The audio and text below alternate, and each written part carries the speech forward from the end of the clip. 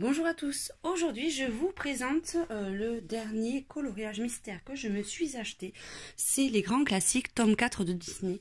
Donc j'avais déjà les messages, les 50 messages mystères de Disney, les blocs.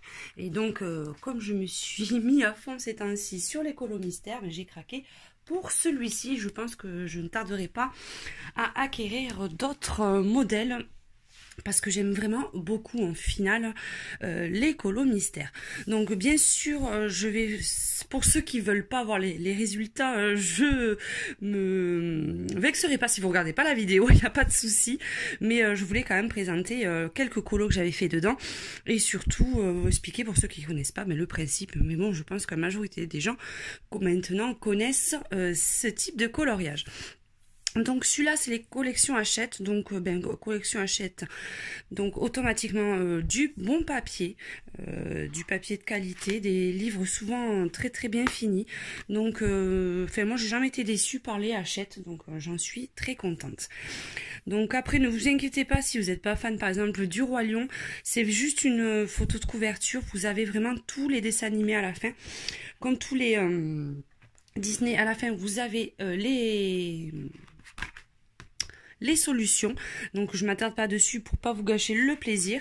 Et donc voilà, ça se présente comme ça. Vous avez 100 colos à l'intérieur. Donc là, contrairement à d'habitude, je vais pas vous faire page par page parce que vous n'allez pas voir grand chose, hein. Et donc voilà, je sais pas si on voit bien en zoomant. Donc vous avez des différentes formes avec des petits numéros, et ensuite en bas de la page, vous avez les numéros avec les codes couleurs. C'est pas forcément évident parce qu'il y a des colos où il y a beaucoup de codes couleurs.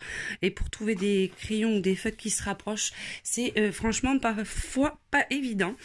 Donc moi, pour l'instant, je les colorie au stylo, au feutre Pen 68, et encore j'ai pas beaucoup de couleurs, et avec 4 ou 5 Faber-Castell Pitt. Donc un jour j'essaierai d'investir sur d'autres feutres parce que là le budget il est quand même assez important. Donc ou alors au Prismacolor, je vais vous montrer ce que ça donne dans les deux cas. C'est vraiment des colos que j'aime bien faire entre deux gros colos parce que c'est pas prise de tête. Les résultats sont très jolis, c'est très distrayant, j'aime beaucoup. Donc là je vais vous montrer vite fait, mais c'est un en cours donc on va y passer vite.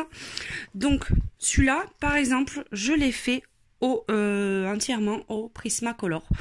Donc le résultat il est quand même pas mal parce qu'on voit vraiment pas du tout les coups de crayon, contrairement avec les feutres où ça fait des marques. Par contre c'est beaucoup plus long. Les contours je les fais par contre toujours au feutre, et c'est les Peppermint parce que je trouve que c'est ceux qui vont le mieux en fait pour le réaliser. Vous voyez, contrairement à ceux-là où ça a été fait entièrement au feutre, et j'ai pas encore bien la technique, hein. J'essaie de colorier droit comme ça, mais j'ai encore un peu de mal à trouver mes marques. Mais bon, c'est vraiment pour passer un bon moment, donc c'est pas les colos où j'essaie de faire le plus de technique possible pour l'instant. J'essaie juste de m'amuser, c'est pour moi, c'est pour l'instant le principal. Donc celui-là, oui, c'est qu'au stylo Pen. Ensuite, qu'est-ce que j'en ai fait? J'en ai fait quelques-uns quand même. Alors attendez, parce que je tiens la caméra d'un côté et de l'autre, donc c'est pas évident. Là, j'ai essayé une autre technique. Je l'ai fait d'abord au feutre Stabilo Pen, et ensuite j'ai repassé au crayon de couleur dessus, donc ça a un peu estompé les marques. Donc je suis assez contente, je trouve assez sympa celui-ci. Celui-ci, alors c'est le visage qui a été fait, hop, on bouge un peu la caméra pour qu'on voit un peu plus. Le visage a été fait au Faber-Castell Pitt, et le reste au feutre. Donc je le trouve assez sympa, c'est le premier que je faisais avec. Bon, il y a encore quelques traces, mais je me suis régalée à le faire celui-là. Mais en fait c'est simple le principe, je demande à mes enfants à tour de rôle et à mon mari de choisir un numéro de page, et je me lance. Donc comme ça m'évite de chercher, parce que bon, je ne regarde pas trop au début je regardais les solutions pour savoir celui que je voulais faire, mais c'était moins marrant. Donc là quand je me lance dans un colo, j'en réquisitionne un. Et j'ai fait ça aussi avec mon papa. Et voilà, donc ça c'est celui de mon grand. C'est celui qu'il a choisi. Pardon, j'ai un trou dans la gorge. C'est celui que le grand a choisi. Et le petit, je sais plus lequel c'était. Je ne l'ai pas passé encore. Donc ensuite, j'avais fait lequel? Hop, on va essayer de tourner les pages sans faire tomber la caméra. Ça serait plutôt pas mal. Alors, je les marque jamais mes pages. Et après, je galère. pendant 10 jours à retrouver les colos que j'ai réalisés dedans. Mais bon.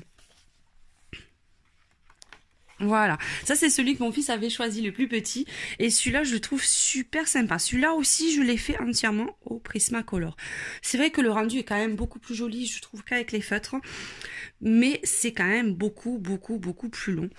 Mais c'est vrai que là le rendu, ben de suite on voit pratiquement plus les numéros, c'est quand même assez lisse. Mais bon, quand j'ai envie d'aller vite, je le fais au feutre. Je dis bon, c'est pas grave si ça fait quelques marques encore. C'est pas super important. Celui-là aussi, je l'ai fait au Prismacolor. Ça, c'est celui que mon papa avait choisi, le numéro. Et là, par contre, j'ai estompé avec l'essence sans odeur.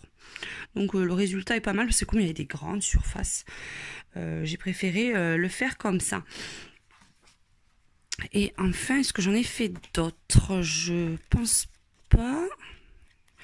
Je sache, non, je n'en ai pas fait d'autres, voilà.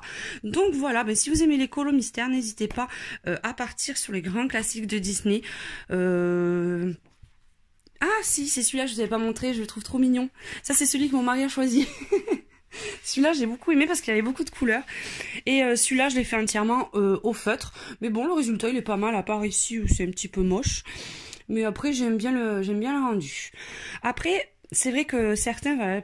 Prenez celui-là, par exemple, vous voyez la gamme de couleurs qu'il faut avoir. Donc, bon, des fois, je varie un peu quand il me manque une ou deux couleurs. J'essaie quand même de me rapprocher le plus possible pour que quand même l'effet soit plus sympa.